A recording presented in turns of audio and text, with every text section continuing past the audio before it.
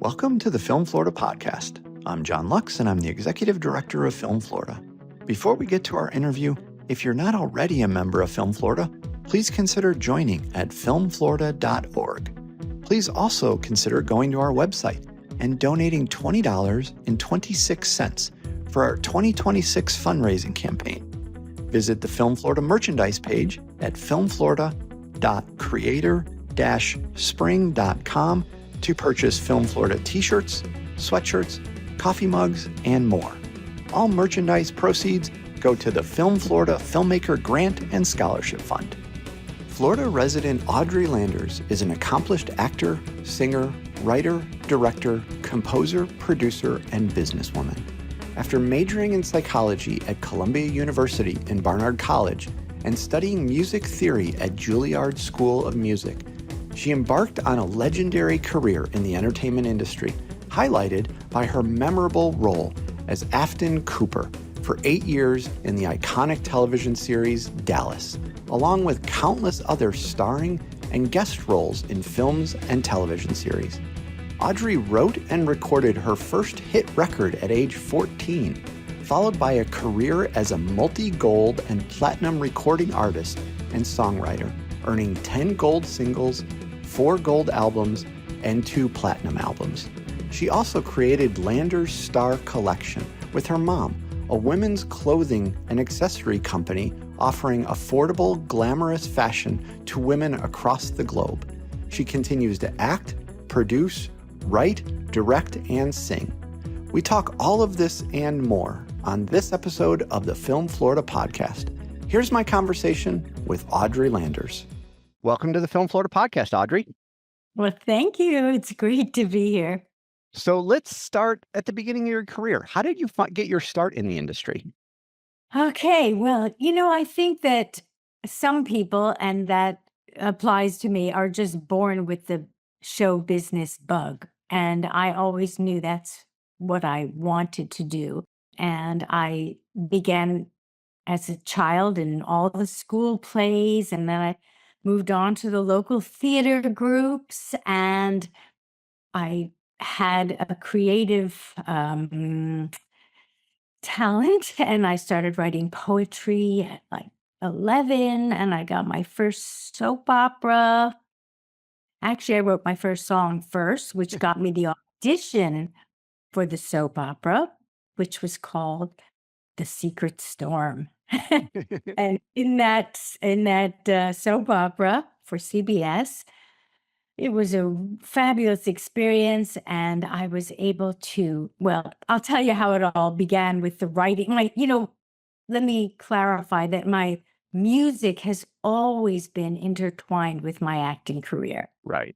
And so I was very fortunate to have gotten this soap opera, this daytime drama called The Secret Storm. And one day I received my script, which we usually got like 2 days or 3 days ahead of time. And the script said, Joanna sings and plays guitar. And I was about 13 at the time. And I said to my mom, I said, oh my God, it says I sing and play guitar. What do I do? She said, well, we better buy you a guitar tonight.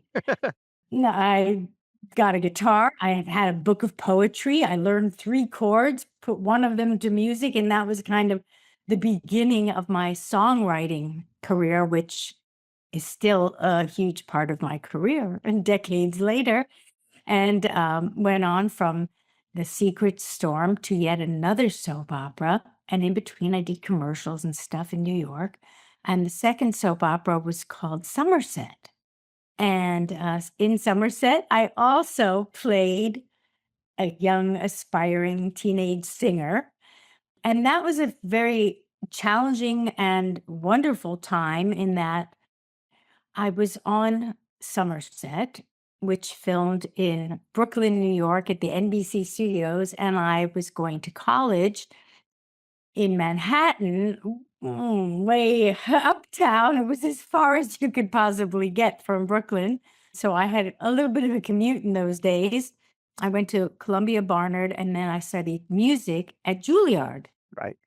And so I was kind of doing all of these different disciplines converging at once. And it was challenging and amazing. I would not recommend it to other people, but I was driven to do it. And yeah. Well, talk about your time at Columbia and Juilliard. How did that prepare you for your music and television career as it continued? Look, I think all education, whatever you study, prepares you for if you're inclined to be an actor, performer, writer.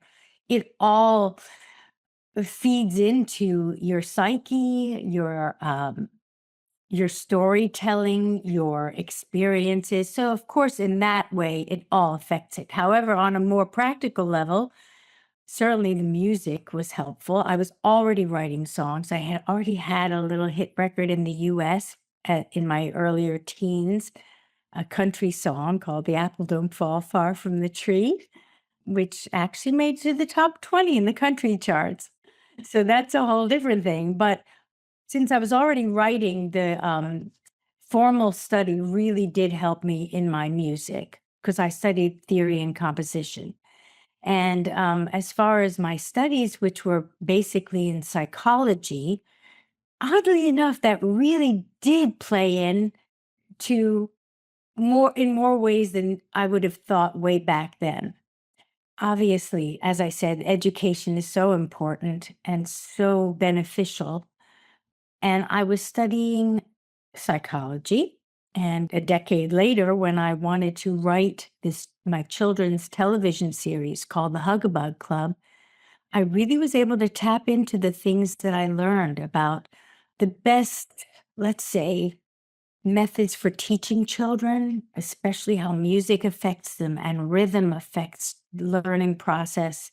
And so I really did tap into that. I did a lot of research again on when I did create the characters of the Hug-a-Bug Club. I studied like which colors were most attractive to children and would be friendlier and more conducive to learning. And so our musical educational series, the Hug-a-Bug Club, which was a big hit in Florida, which I co-wrote the 47 half hours and the 250 original songs in it, was quite an incredible labor of love. Now, we've already touched a little bit on your multifaceted career with acting and music and writing and producing. How do you know when a particular project is right for you? Well, I think you have to keep an open mind, first of all. You have to be able to relate to the character in some way. I mean, even, an evil character, you have to say, wow, I can really sink my teeth into this one. So I think that is important, something that you feel that you would have fun performing in, because you never want to lose that aspect of it. You have to enjoy the characters, enjoy the project. And, in this day and age, you want to know where it's going to be seen. So that makes a difference. And for me, I guess it sounds a little bit corny, but for me, life is too short to work with people you don't care for. So for me, working with people that I like to be around is that's a real plus in choosing a project. So I think that's a perfect segue to the next question, was that you and your sister Judy and your mom have worked together for years to develop projects. Is there a standout memory from working together, and what's it been like working with your family? Well, I think for us and for me especially, it truly has been a blessing. My mom and I were partners in so many ventures, aside from the film and the TV. And my mom and I, Ruth Landers, we had a fashion collection together, which we traveled the world. We had our design studio in New York. We presented on Home Shopping Europe and QVC UK, and it was quite an adventure. And all my records, I had a lot of hit records over the decades, and she always went on tour with me. So we were really, really, we were really partners in so many ways. And my sister was part of it for certainly some of the films and the TV series, etc. And in those days, we had a really great time working together. We really felt like we were a very cohesive team in those days. Yeah. And now you're continuing that with your son. You're currently developing projects together, including a dark pop musical, which piqued my interest. How do the newer, more experimental projects reflect how you're, looking at creativity today? Well, I think, there are so many venues, outlets that you can present your projects. And it's kind of a double-edged sword because there's so much content being produced. And I think everybody is out there and everyone seems to believe they can be a creator. Those that make decisions have a lot of stuff to sift through to find the cream of the crop, so to speak. And as a creator, I love to do so many different kinds of projects, whether they're comedies or dramas, and as a writer, I write quite a few things with Daniel, who is my creative partner. We have an amazing relationship and he's brilliant. And so I'm really lucky to have such a brilliant collaborator. And we have a sci-fi project that we've written. We have an irreverent crime comedy series, and of course, the dark pop musical film that you mentioned, which Daniel has written all the music for, and I wrote the screenplay for, and it's very exciting. And we're in the process of getting our funding, and we have a wonderful team attached already. We have a producer, his name is Simon Egan, and he was among his many, many accolades and credits and awards. But he's most well known to us for The King's Speech. He produced The King's Speech, that film. But he's very much into music and musical projects. And our dark pop film, we're also developing for the stage. So it's great to take advantage of all the possibilities out there. Well, and now you have appeared both from an acting standpoint and as well as some other things. You've been involved in a lot of different types of projects. How do you approach shifting kind of the mindset and the creativity between genres, either as an actor or writer, producer? Like, not many people can do that.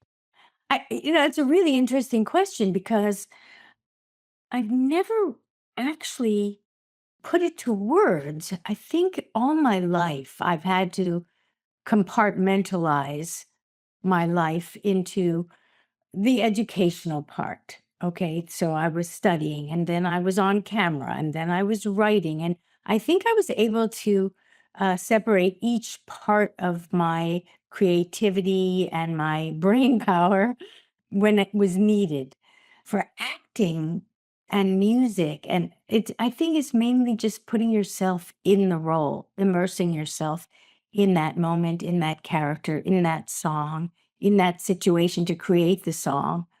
That's really what it is, just completely being a part of it, immersed in that moment. Well, on the acting side, earlier in your career, you played Afton Cooper on the beloved television series Dallas. You were in this role for 8 years. I think I actually probably saw every single episode because my parents were huge Dallas fans. Mhm. Your character was originally, though, only written for 2 episodes. What was it like to then be offered a continuing character on the show? It was so wonderful to have been offered the first 2 episodes. So then to have been offered a recurring character was beyond my wildest dreams. I mean, I shouldn't say that. I always dreamed big, but that was a big show. And I was so thrilled and excited and nervous to have been invited to be a part of it for those 2 episodes. And the first 2 episodes, Afton was supposed to come in, stir up a lot of trouble with her little um, slutty self, and and then move on. And the first day of filming, actually, it was lunch break, and I was very nervous. It was an established cast and set, and uh, I just needed to get my, compose myself. So I went into the empty sound stage. Nobody was there. It was all shut down, and I found myself a piano. It's just tucked away in the corner somewhere, a random piano. And my music always sort of took me away. And so I was able to start fiddling around. And I said, okay, just going to think about this song that I'm writing right now. And I was working on that very quietly. And all of a sudden, Leonard Katzman, the producer director, walked in carrying his lunch. And he heard me. And I was, a little bit shocked. And he said, oh, no, go continue. And he said, what is that? I said, oh, it's just nothing. It's just something I'm writing. And that was the whole conversation. Sure enough, I get a call from my agent that they want to continue writing me in and as an aspiring singer. And so here we go. Third soap opera. The big soap, Dallas, has now written me in as, again, an aspiring singer. And as Afton, I got to sing all of the songs that Audrey wrote. Yeah. So I wrote specifically for my character. Yeah. Now, Dallas, it was an iconic show in the 1980s. Looking back, I mean, did you realize like how big the show was? Was there ever like a pinch me moment where you were like, holy cow, I can't believe I'm actually part of this series? There definitely was that sensation. I, as an actor, kind of focused just on the craft. So I didn't really focus on the enormity of the show itself. However, it really, really made an impact on my life and my career because of the music. Because a producer, a very well-known producer in Europe, who was producing in Europe and in the US, had heard me sing on the show, approached my mom, who was managing me, and said, well, does she really sing? And she said, yeah, come on over. We're having a dress rehearsal for her Vegas act. And so, if you're in LA where we were having the rehearsal, come on by. And of course he did. And I was singing live, obviously.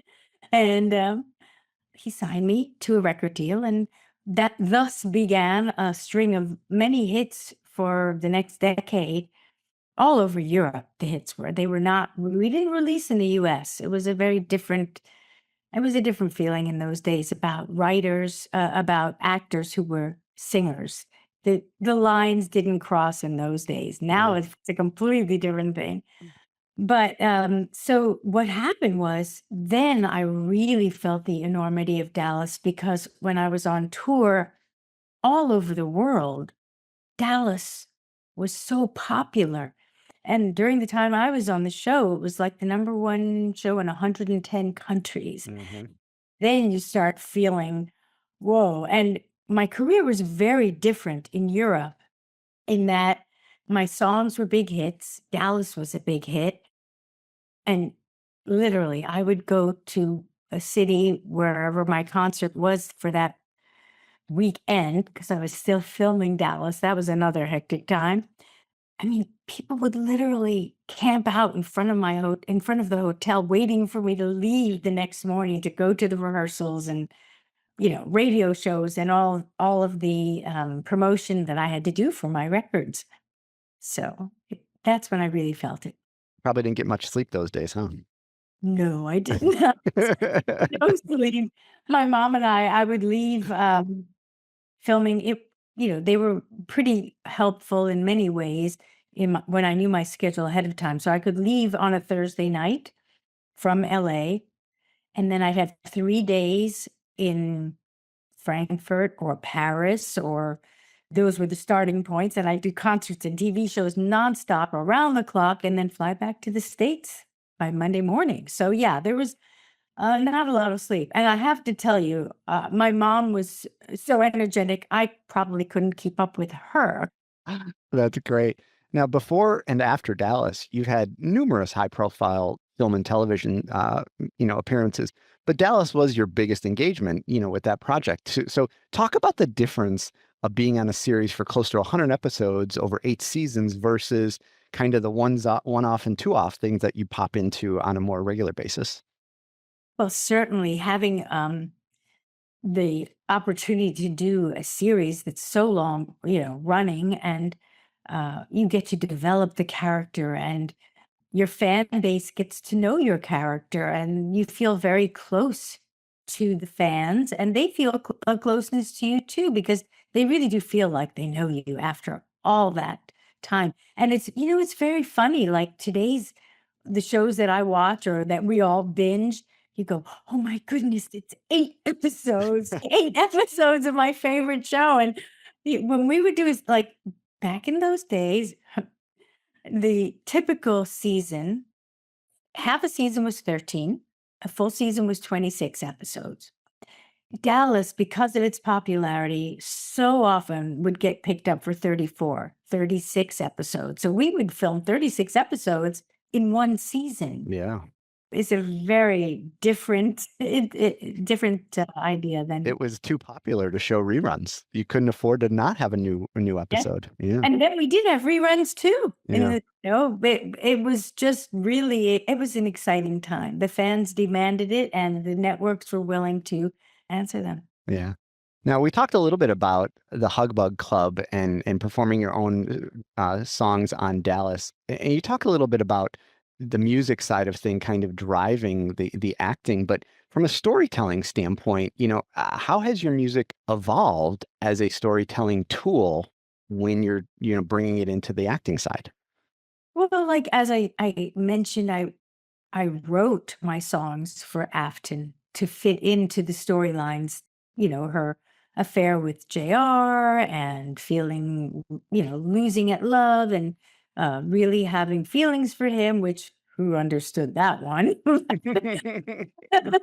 But, so I would write specifically for that. And then when I was doing my recording for Europe, I also was again given somewhat of a template because my songs were sung in and written. I wrote them in English, and yet they were hits in many different countries that were not first language English speakers, like Germany, France, Switzerland, Netherlands, Hungary. I mean, they were hits in those countries.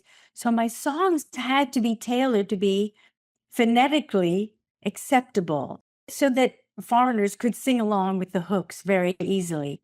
And so my producer in the record company would give me a kooky title, and I would go, oh my goodness, how am I going to write a song about that? And so it took some creativity to have a hit called Manuel Goodbye, which was supposed to be about a man saying goodbye to his son on a fishing trip. And I said, that's where I draw the line. I'm going to have to sing it. I'm going to write it into a love song. And it was a monster hit, my first hit. But then I got funny titles like Honeymoon in Trinidad or Playa Blanca, which is a very romantic title. And so my songs really did appeal. They were like romantic pop songs with a very European beat. Okay. Yeah.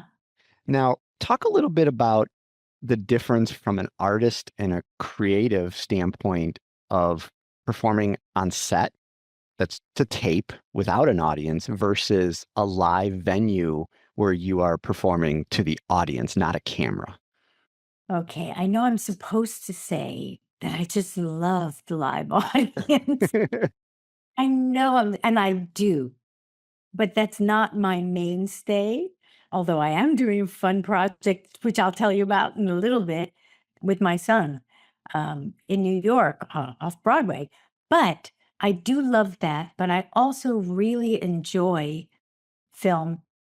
I really do. I enjoy film because you have the opportunity to be more, well, the acting style is more intimate.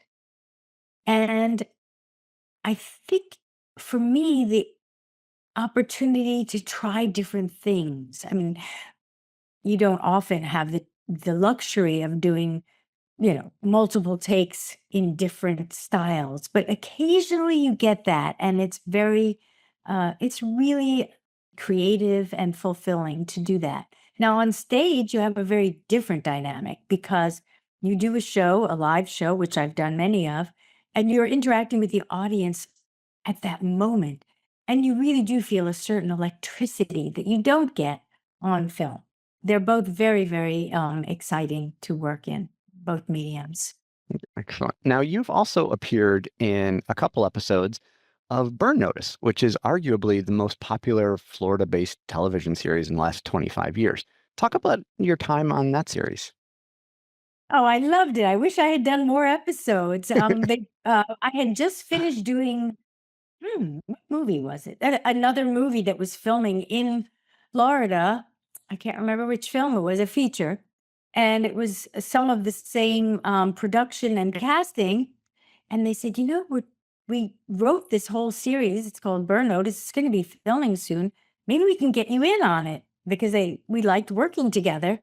And they wrote me in for a few episodes, and it was really a lot of fun. And it was so nice to film in Florida. It was really a joy. Well, talk a little bit about that. You've lived in Florida for a number of years, and you've worked on a handful of projects here in the state. From a production standpoint, what stands out to you that's different about filming in Florida versus other locations? Okay, well, those two projects, I did one project when we first came to Florida called Circus Island. Hmm. It's a funny little story because when I left Beverly Hills, I had two little boys, and I said, I'm ready for a change in my life. I'm going to move. After it was quite impulsive, fell in love with Florida after we came here for the performance of the Hug-a-Bug Club, a live performance. We fell in love with Sarasota, actually, which is where I'm at. And ultimately, we moved here. And I thought to myself, this is a new chapter of my life. I've been working since I'm a child. I'm going to retire and be a mom and do all the great mom things. Well, I did do those things seriously. And great mom, soccer mom, all that stuff. I was very involved in all their school stuff, but I did not retire. When we got here, I said, wow, this is beautiful. Look at this location. Look at that. Anyway, so we wrote a film called Circus Island and produced that when we first were here in Sarasota. And at that time, there was not a lot of production going on in our area, especially. And so it was difficult to get a crew, to get locations. All that stuff was a little bit more challenging than we had found it to be when we lived in LA and we produced independent features, my mom and I. But then jump forward, here we are now. I doing Burn Notice, and it's a fantastic production and a fantastic crew. And I think we just were a couple of years too early with our own independent production, because now I think the state is blossoming. So many productions come in here, and I hope we get to get the benefit of some more incentives to bring more production to the state, because we have a lot to offer. We have so much to offer in the way of scenery. We're not just beaches, and we've got swamps. We have hiking trails, and we really have, and some beautiful cities for sure. Yeah, So, no doubt, no doubt. What advice would you give to, well, I'm going to ask you two different questions. What advice would you give aspiring actors, coming up today? But also, what about aspiring just creatives? Because you're not just an actor, you're an all-around creative. So look at it from both perspectives. What would your advice be? okay. It was probably the advice that I was given as a child, and the advice that I gave to my son, who is a creative, multi-hyphenate actor, singer, writer, composer, comedian. You name it, okay? Influencer. He was told, and he could say it much better than I can, that you can't rock and roll unless you honor roll. Okay, so you cannot let your education slip by. You need the education for so many reasons: to be a well-rounded person, to be an intelligent and informed person.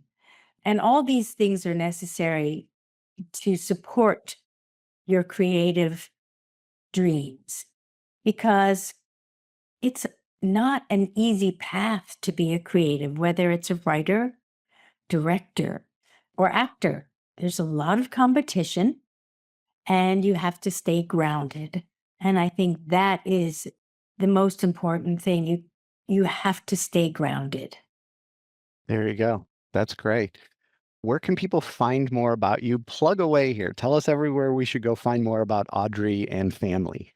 Okay, so I keep mentioning that Daniel and I are working on projects together, and his Instagram and my Instagram are both full of very silly, funny things that have led to, well, first of all, he's Daniel Landers Instagram, and mine is Audrey Landers Official. But because we had such a goofy and fun Instagram, a venue in New York has asked us to put on a show called Mommy Issues. They say, would you do something for Mother's Day? And so we wrote it, and it's called Mommy Issues because cabaret is cheaper than therapy. We are very much ensconced in the rehearsals right now and putting together the show. And we love performing together. It's the cabaret act, and it's at the Laurie Beachman Theater, and it's on May 10th. I know you didn't want me to specify the date, but there is a date here. Yep. And the fun thing about if you're not going to be in New York, they do offer a live streaming option. So a lot of my friends in Florida who cannot come to New York are live streaming it. They're having live streaming parties, and it'll be a blast. It's really a lot of fun. So that's coming up, obviously, and our musical film. And we have an irreverent crime comedy series, which we also have some wonderful people attached to, like Kenny Ortega and his company and Paul Becker. We have a sci-fi project, a series that we've written. So look, we're all over the place, but that's kind of like how my brain works. I love all sorts of genres. I love watching sci-fi.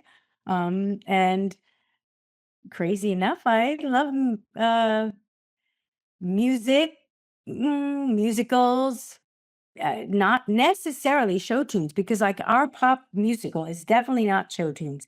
It's contemporary, haunting, beautiful music, and it's inspired by a chance meeting that Daniel had with Amy Winehouse shortly before she died. Wow. Our film is inspired by that meeting and fueled by the myth of the 27 Club, which is a pop culture myth that exists today. So it's a haunting and important film in that it teaches you that you are in control of your destiny. Free will is a thing, and you can control your destiny. That's great. That's a great way to wrap things up. So this has been a lot of fun. Thank you so much for taking the time to be with us today and share your stories and your insight and learn more about your terrific career. We appreciate you being on the Film Florida podcast. Well, thanks. I really enjoyed it. Thanks for listening to the Film Florida podcast. For more information about Film Florida, go to filmflorida.org and like or follow our social media pages. If you're not already a member of Film Florida, please consider joining at filmflorida.org. Please also consider going to our website and donating $20.26 for our 2026 fundraising campaign. Check out the Film Florida merchandise at filmflorida.creator-spring.com, and please remember to subscribe, rate, and review the podcast.